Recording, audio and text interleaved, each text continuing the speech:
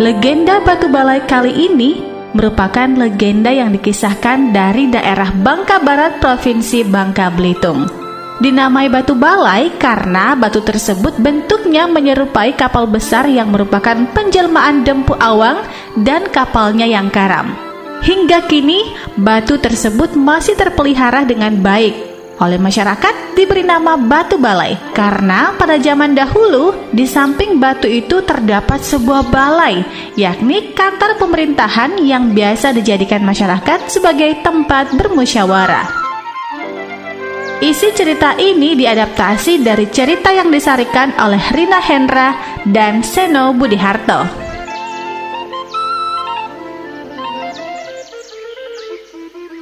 Alkisah pada zaman dahulu, di daerah barat Pulau Bangka, hiduplah seorang janda dan putranya yang bernama Dempu Awang.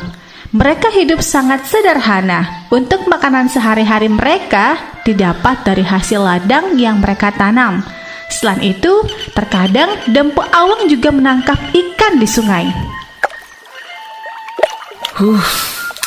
Beginilah hidupku ini, mencari ikan di sungai dari tadi, tapi tidak mendapatkan apa-apa. Sama halnya dengan bercocok tanam. Musim kemarau begini, tidak ada hasilnya. Ibarat kata nih, kalau kata emak, udah capek hasilnya zong. Alah, kayak ikutan kuis aja. Wah, Dempu Awang tampaknya lagi gegana ya, galau gundah gulana gitu. Dempu Awang mengeluh sembari berjalan masuk ke dalam rumah dengan tidak semangat. Mak, makku sayang. Mak. Di mana ya, Mak? Kok tidak ada yang menjawab ya? Mak. Mak. Di mana, Mak? Di mana? Iya, Nak. Wah, anakku yang ganteng, keren, cool, gagah. Sudah pulang ya, Nak? Aduh, Mak, kebanyakan ngobrol sama Alayer deh. Keren dari mana anak Mak ini? Lihatnya pakai sedotan sih. Biarin dong emak muji anaknya sendiri. Tadi katanya dari sungai. Bagaimana, Nak? Banyak gak dapatnya hari ini? Emakku sayang, Dempu anakmu yang tampan ini tidak membawa apapun, Mak. Kamu bercanda, Nak? Gak mungkin song dong. Kali ini Dempu serius, Mak. Nampaknya sekarang ini musim susah, Mak. Mak, bagaimana kalau aku merantau aja, Mak? Aku lelah, letih, lesuh, dan gegana. Kalau begini terus, Mak, kalau aku merantau kan bisa dapat uang banyak. Dan ketika pulang ke sini, kita bisa hidup makmur, Mak. Mendengar permintaan Dempu untuk merantau, sedikit membuat Ibu Dempu menjadi gegana, gelisah, galau, merana. Namun pada akhirnya, anakku, Mak ini sudah semakin tua. Jika kamu pergi, siapa yang akan mengurus Mak nantinya, Nak? Makku sayang, Dempu pergi tidak akan lama, Mak. Tidak lamanya itu memangnya bisa dipastikan.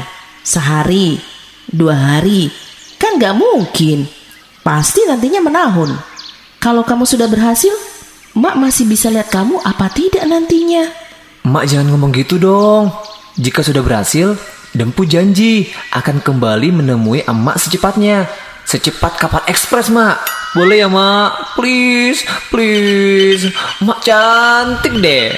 Kalau kata orang mentok, biar senang hidup kita. Iya kan, Mak? Iyalah, Nak. Sebenarnya dengan berat hati.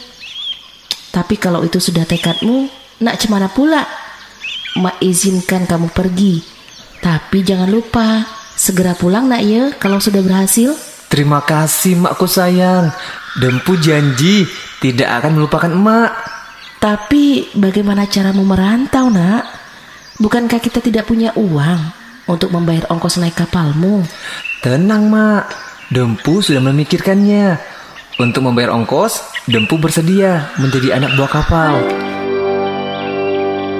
Keesokan harinya, Dempu Awang pergi ke pelabuhan untuk melihat apakah ada kapal yang sedang berlabuh pada hari itu. Kebetulan sebuah kapal sedang berlabuh, tapi bukan berlabuh di pelaminan ya, melainkan di tepi laut. Dempu Awang pun kemudian menemui sang pemilik kapal. Permisi, Tuan. Iya, ada apa? Perkenalkan, saya Dempu Awang. Saya ingin sekali merantau ke negeri seberang untuk memperbaiki nasib keluarga saya. Maksud hati, saya ingin menumpang di kapal Tuan. Tapi saya tidak punya uang. Saya mohon kasih saya pekerjaan untuk membayar ongkos kapal. Nama kamu Dempu Awang. Seperti nama gunung. Itu Dempo, Tuan. Beda huruf. Tuan ngelawak ya. Oh, salah ya. Baiklah, Dempu. Karena niatmu baik, besok pagi saya tunggu di sini.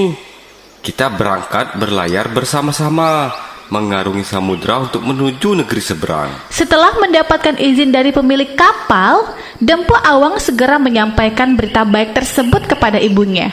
Mendengar berita itu pun, hati ibunya senang bercampur sedih karena akan berpisah dengan anaknya.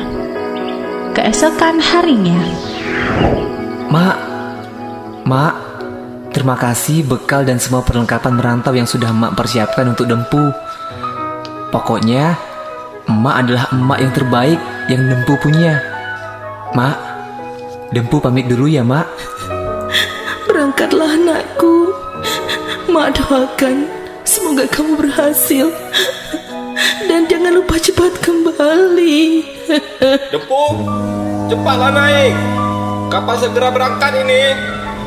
Iya, Tuan. Iya. Dempu Awang pun memeluk ibunya dan mencium tangan ibunya. Kemudian segera berlari naik ke atas kapal yang ditumpanginya. Kini tinggallah emak Dempu seorang diri di gubuknya. Setiap hari senantiasa berdoa agar anaknya sampai di tujuan mendapatkan pekerjaan yang baik. Waktu terus berjalan, Dempu Awang pun sudah 10 tahun merantau. Berkat doa ibunya, Dempu Awang menjadi orang yang kaya raya dan mempunyai istri yang cantik jelita. Suatu hari, istri Dempu Awang ingin sekali bertemu dengan ibunya.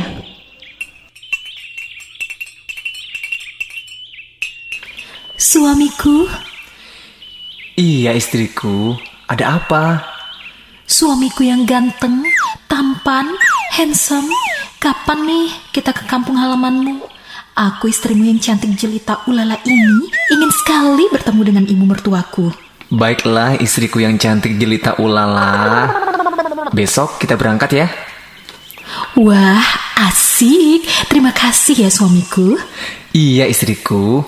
Jangan lupa sampaikan kepada semua pelayan untuk menyiapkan keperluan kita selama di perjalanan. Dan siapkan juga oleh-oleh untuk emak di kampung ya. Baiklah suamiku, aku senang sekali mendengarnya. Akan aku sampaikan perintahmu kepada pelayan-pelayan kita ya suamiku.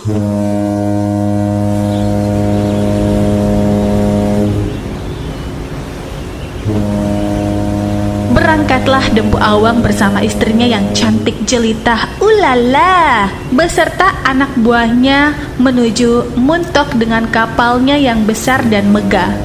Sesampainya di pelabuhan Muntok, para penduduk berbondong-bondong melihat kapal besar dan megah tersebut.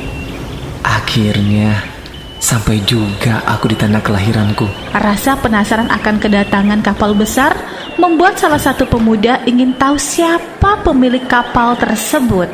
Wow, pemilik kapal itu gagah sekali. Tapi rasanya aku tidak asing dengan wajahnya. Wah, siapa ya? Apakah dia Dempu Awang? Tapi tidak mungkin. Wanita di sebelahnya cantik sekali. Sedangkan Dempu Awang, aduh, aku kepoin dulu deh. Melihat masyarakat di sekitar berkumpul dan penasaran dengan kedatangan Dempu Awang, maka Dempu pun menyampaikan maksud dan tujuannya. Wahai penduduk, aku adalah Dempu Awang. Sekian lama aku merantau dan kembali lagi ke sini tidak lain karena ingin menemui emakku. Apakah kalian ada yang tahu? Jika kalian tahu, tolong panggilkan dan bawa naik ke kapalku. Dempu? Apakah kau Dempu Awang sungguhan? Apakah aku ada replikanya? Panglingnya, karena kegantenganku. Baiklah, aku akan membawa ibumu. Pasti dia akan senang sekali. Tunggu sebentar ya. Tak berapa lama kemudian, pemuda tersebut datang bersama seorang wanita tua yang tampak lusuh. Wanita tua itu kemudian naik ke atas kapal Dempu Awang untuk menemui anaknya yang sudah lama dirindukannya.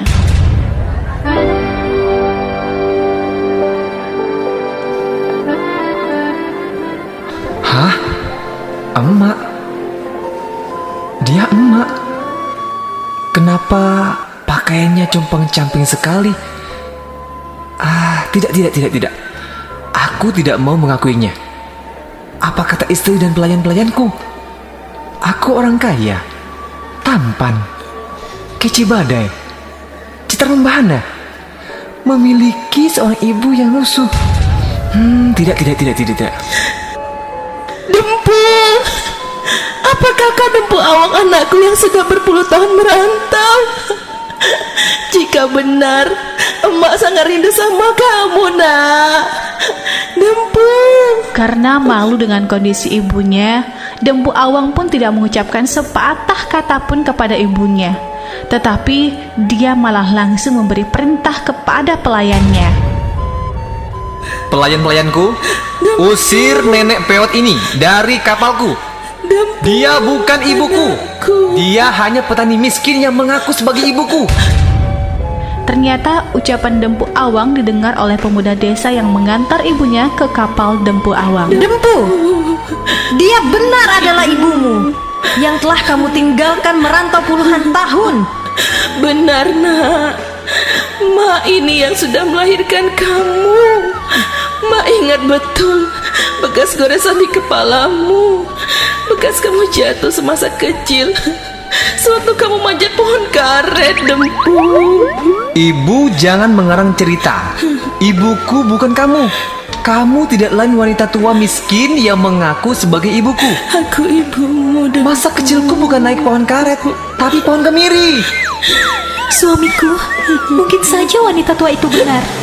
Jangan menjadi anak durhaka. Jika memang ibumu, akui saja. Jangan malu, suamiku. Sebaiknya kamu pergi dari kapalku. Kamu bukan ibuku. Aku mak kamu, Dempu.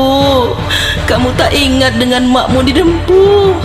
Tidak mungkin kamu lupa kepada ibumu. Sudahlah, simpan tangismu wanita tua. Segera turun dari kapal. Kami akan segera berlayar kembali. Ya Tuhan, berilah balasan yang setimpal kepada anak hamba yang durhaka tersebut. Bagaimana mungkin dia tidak mengakui hamba sebagai ibunya? Padahal akulah yang melahirkannya.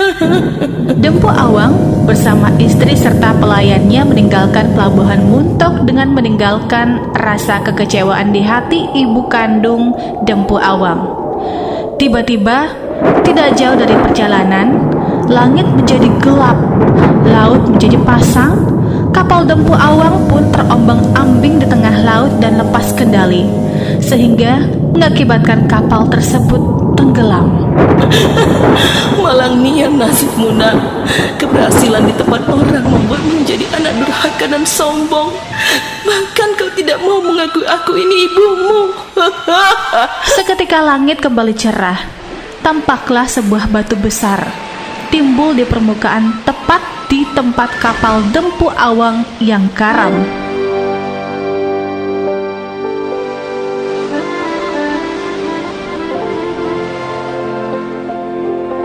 Demikianlah album legenda dengan judul Legenda Batu Balai dengan para pemain.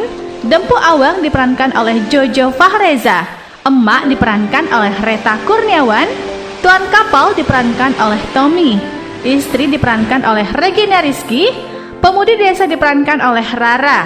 Ilustrasi musik ataupun montase oleh Bustomi.